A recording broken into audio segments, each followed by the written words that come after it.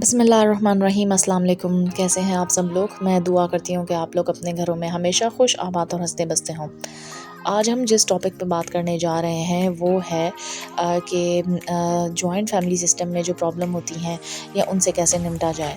تو دیکھیں، وقت بدل گیا ہے، وقت کے ساتھ جو ہے انسان بھی بدل رہے ہیں، اور جو نہیں بدل رہے وہ اپنا نقصان کر رہے ہیں۔ جیسے کورونا آیا تھا، اب کورونا میں جو ہے ساری چیزیں ڈیجیٹل ہو گئی تھیں، ساری چیزیں، سارے بزنس جو ہے وہ آن لائن ہو گئے تھے۔ جو لوگ آن لائن پہ نہیں آئے ان کا لاس ہوا، اور جنہوں نے آن لائن ورکنگ کی یا آن لائن سیکھا تو انہوں نے اس کورونا کے ٹائم پہ جو ہے، آپ یقین مانیں کہ ہزاروں لاکھوں ڈالرز کمائے اور اپنے اپنے بڑے بڑے بزنس بنائے، مطلب بزنس ٹائکونز بنے۔ تو یہ اسی چیز میں ہوا تھا کہ آپ اس سچویشن کو کیسے اپنے بینیفٹ کے لیے یوز کرتے ہیں، جو برا وقت آپ کے اوپر آتا ہے، یا کیسے آپ اس میں ہار مان کے بیٹھ جاتے ہیں۔ اور جو وقت کے ساتھ اپنے آپ کو تبدیل نہیں کرتا تو پھر جو ہے کیا ہوتا ہے کہ وقت بھی آپ کو پھر اسی طریقے سے فار گرانٹیڈ لیتا ہے۔ تو یہ ساری بات کرنے کا مقصد یہ ہے کہ دیکھیں، ایک دور تھا جوائنٹ فیملی مجبوری بھی تھی، اور مجبوری کے ساتھ جوائنٹ فیملی سسٹم جو تھا وہ یعنی کہ کچھ لوگوں کے لیے بہت محبت کا باعث تھا، اور بڑے بڑے گھر ہوتے تھے، اور پھر بہت بڑی بڑی فیملیز رہا کرتی تھیں۔ دلوں میں محبت بھی تھی اس وقت، بالکل ایسی بات ہے، محبت بھی تھی، مسائل ہر جگہ ہوتے، پریشانیاں بھی تھیں، دونوں چیزیں برابر تھیں، ٹاکسیسٹی بھی ہوتی تھی، لیکن محبت بھی تھی، ایک دوسرے کے کام پڑ جایا کرتے تھے، شام کے وقت لوگ اکٹھا بیٹھا کرتے تھے۔ اس دور میں ایسا نہیں تھا کہ سب کو اپنی پرائیویٹ لائف چاہیے، اس دور میں ایسا نہیں تھا کہ لوگ ڈسٹرب ہوں، لوگوں کو ایک دوسرے سے ملنا اور بات کرنا پسند ہوتا تھا۔ تو وقت بدلا، بہت پہلے دور میں جیسے دیکھیں کہ لوگ جنگلوں میں رہتے تھے، پھر وقت بدلا، پھر اس طریقے سے پھر جو ہے کمرشل لائف آئی، فیکٹریز آئیں، پہلے لوگ چکی میں آٹا پیستے تھے، پھر مشینیں آئیں، فیکٹری آئی۔ تو اگر وقت کے ساتھ نہیں چینج کرتے تو پھر تو مطلب زندگی آپ کی خود عذاب بنا لیتے نا۔ ایسے ہی اب جوائنٹ فیملی سسٹم جو ہے وہ اس وقت تک کی ریکوائرمنٹ تھی، لیکن اب جو ہے جوائنٹ فیملی سسٹم وبال جان بن چکا ہے۔ میں بالکل مطلب وثوق سے کہہ سکتی ہوں کہ آج کے دور میں جوائنٹ فیملی سسٹم وبال جان ہے۔ اب اس کی وجہ کیا ہے؟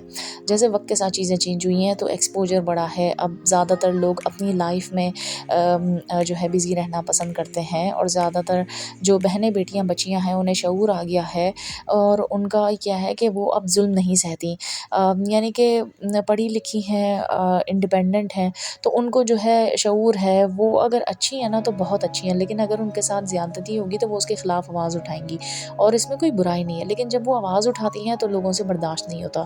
ابھی اس چیز کی ایکسیپٹنس ابھی فی الحال اس دور میں کم ہے، لیکن اب دیکھیں، جیسے کہ میں 2 بیٹوں کی ماں ہوں، ٹھیک ہے، ماشاءاللہ میرے بھی 2 بیٹے ہیں، اور اب انشاءاللہ میں بھی جو ہے میرے 2 بیٹوں کی شادیاں کروں گی، تو ظاہر ہے کہ میرے گھر میں بھی بہویں آئیں گی، اللہ میرے بچوں کو نیک ازدواج دیں، آمین، ان کے نصیب اچھے کرے، بیٹوں کے، بیٹی کے، سب کے، اور سب بچوں کے۔ لیکن میں یہ کہنا چاہتی ہوں کہ دیکھیں، ابھی یہ ایکسیپٹنس کم ہے، ایکسیپٹنس اس سینس میں کہ ابھی بھی جوائنٹ فیملی کا ہے، لیکن زبردستی رہنا ہے، لڑنا ہے، کتے بلی کی طرح لڑیں گے، اختلاف رکھیں گے، سازشیں چلاکیاں کریں گے، لیکن رہنا بھی ساتھ ہے۔ تو بھائی کیوں؟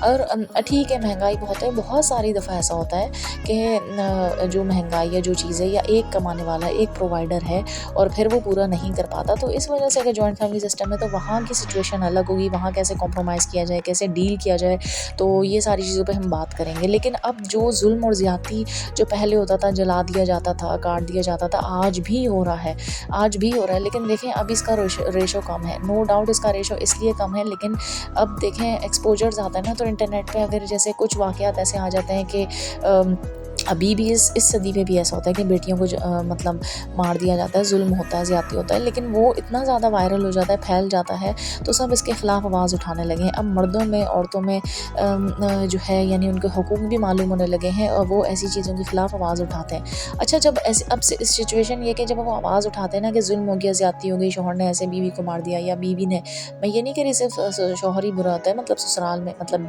بیویاں بھی بہت زیادہ خراب ہوتی ہیں، بیوی نے ایسے شوہر کو قتل کر دیا یا یا مار دیا یا جو کچھ بھی ہے، تو وہ جو چیزیں وہ وائرل ہو جاتی ہیں، نیٹ پہ آ جاتی ہیں، تو وہ شور شرابہ ہو جاتا ہے. لیکن یہ چند کیسز ہیں، کچھ کیسز ہیں.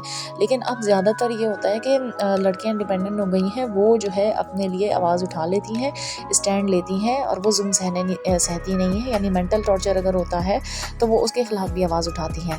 اچھا، ابھی اس دور میں اس کی ایکسیپٹنس کم ہے، تو کچھ لوگ الگ ہو جاتے ہیں، کچھ نہیں ہوتے ہیں. جو سمجھدار لوگ ہیں وہ الگ ہوتے ہیں. تو میں ریکمینڈ کروں گی کہ دیکھیں، جس چیز کی وجہ سے اگر آپ کے گھر میں رشتے خراب ہو رہے ہیں، آپ لوگ لڑ جھگڑ رہے ہیں، میاں بیوی نے آگے زندگی گزارنی ہوتی ہے، ان کے بچے ہوتے ہیں، ان کی فیملی ڈسٹرب ہو رہی ہے اور وہ جوائنٹ فیملی کی وجہ سے ہو رہی ہے، تو میں ریکمینڈ کروں گی کہ الگ ہوں، یا علیحدہ سسٹم ہو، یا علیحدہ کچن، یا گھر کا کوئی پورشن ایسا الگ ہو جس میں انٹرفیئرنس نہ ہو. کیونکہ اب کوئی نہیں چاہتا کہ کسی کو بھی پسند نہیں ہے کہ کسی کی لائف میں بلا فضول کی انٹرفیئرنس کی جائے. کسی کو بھی نہیں پسند. اب یہ وہ دور ہے. پہلے دور میں جیسے میں نے ابھی ڈسکس کیا، لوگوں کو اچھا لگتا تھا ایک دوسرے سے ملنا بیٹھنا، کچہری کرنا، شام کے وقت شام کی چائے اکٹھا پینا.